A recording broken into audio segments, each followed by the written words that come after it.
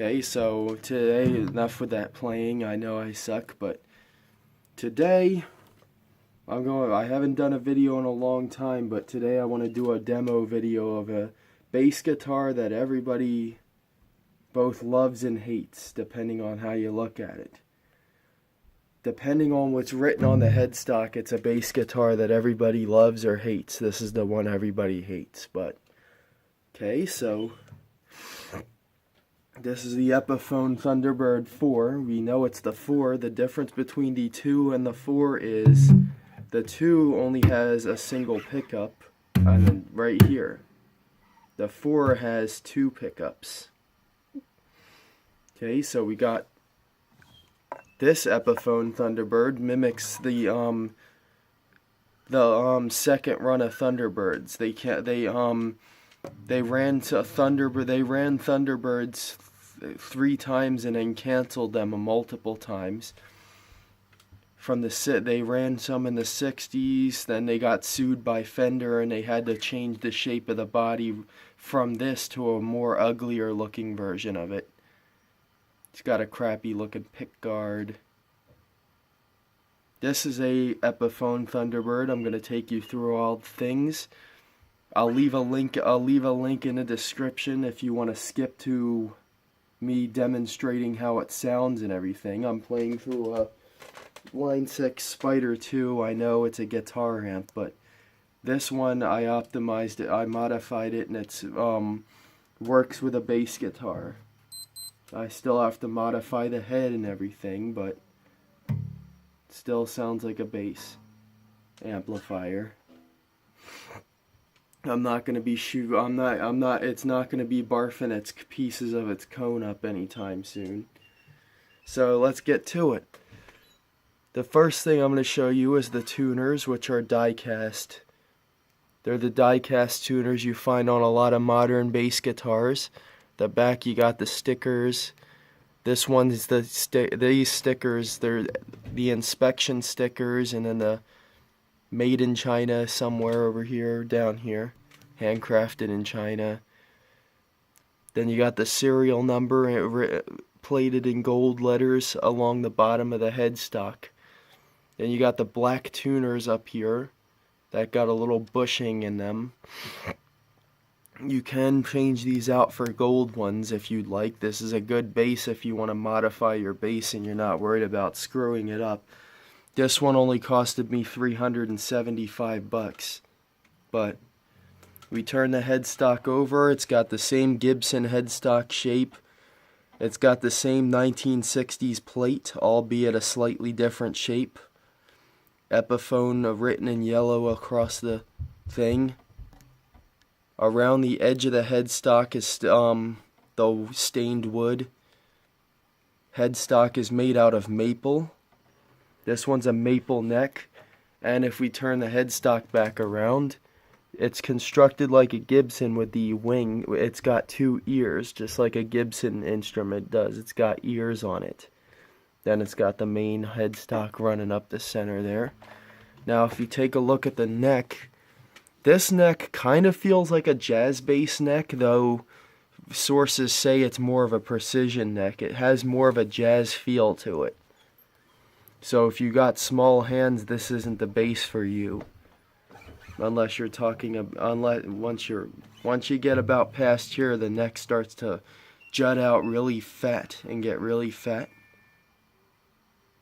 It's made out of maple. You could see a slight figuring in the grain, like right around here. You could see the slight figuring. Got a rosewood fingerboard, nickel-plated frets, a black plastic nut. I think it's plastic. It's got a pearloid inlays. They are faux pearl inlays. They are not real.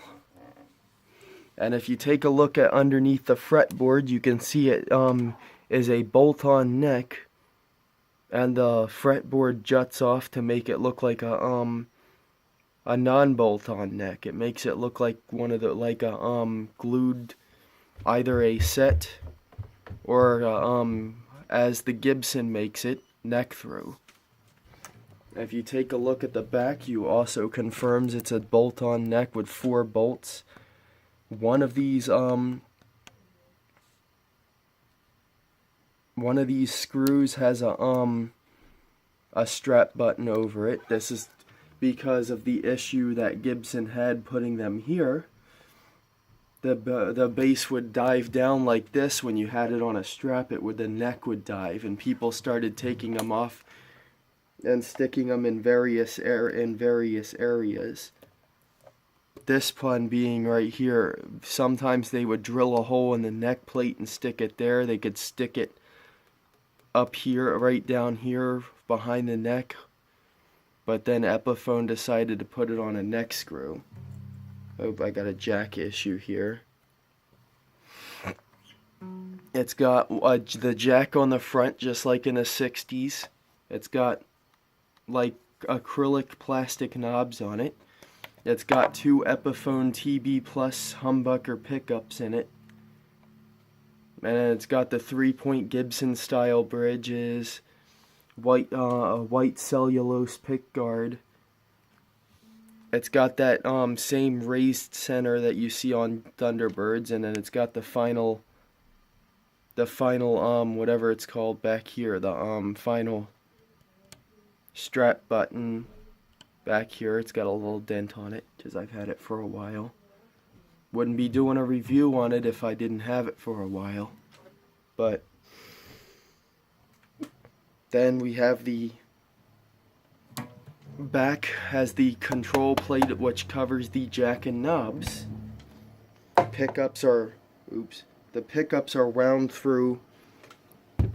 The pickups are have a lot of windings in them. Let's move this camera over a bit, but it's got the Thunderbird insignia on the pick guard. It's pretty much a poor man's Gibson Thunderbird.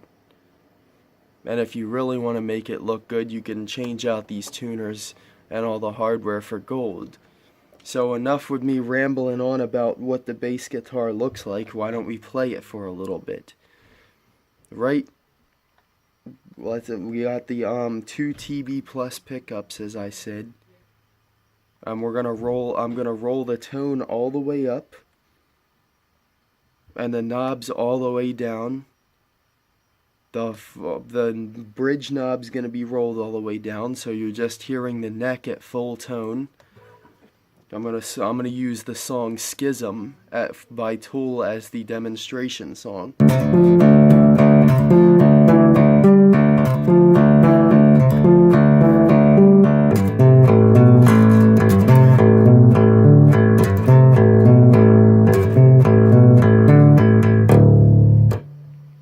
So that's more of like a tone if you want to use this thing for jazz. Not that anybody would, because this thing screams I am metal. Now I'm going to turn the bridge pickup on all the way, and then I'm going to roll the knob for the neck all the way off, but the tone's still going to stay all the way up. So here's the bridge pickup.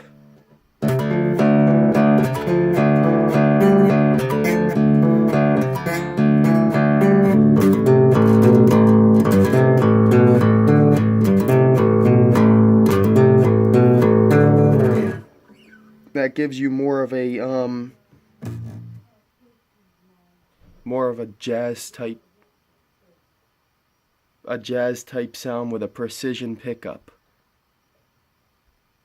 It's more of a precision pickup instead of the jazz bass, but you still get a jazzy sound out of it. You want the rock and roll sound, we gotta turn off both pickups on and put it up to 10, then you get that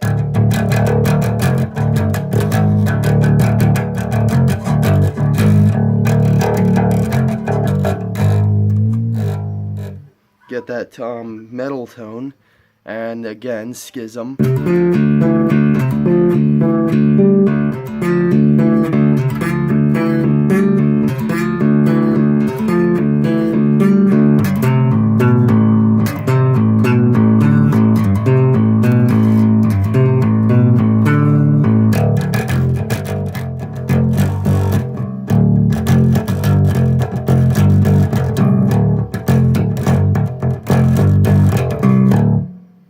Alright, it's a little hard to play at the angle I'm sitting on because I'm sitting on a chair with a wraparound back. But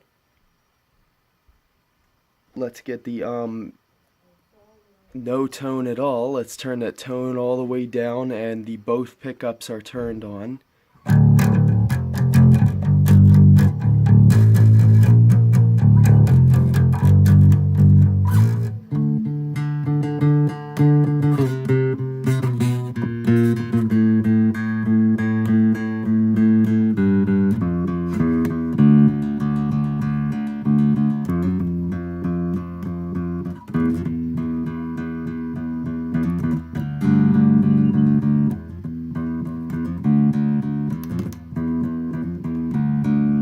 That's for if you want like a if you're using distortion and you want that really fat tone, fat humbucker tone, you turn the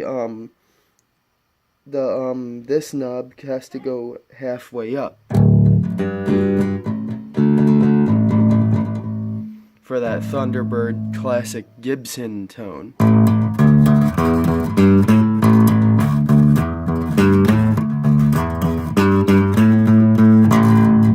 I played many basses before.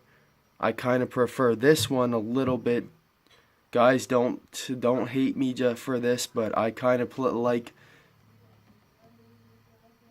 prefer this over the Gibsons, because the Gibsons have a more fuller tone to them. And they're a little bit more, they're for people who play like that hard metal, and want the bass guitar to serve as a bass guitar, not as a lead instrument. I play Tool covers. This is good if you play Tool covers. That's the reason why Justin Chancellor plays a wall bass, because a wall bass has that thin, tinny tone to it. So you're getting that thing. So that's all for now. Stay tuned for the next video. Have a nice day.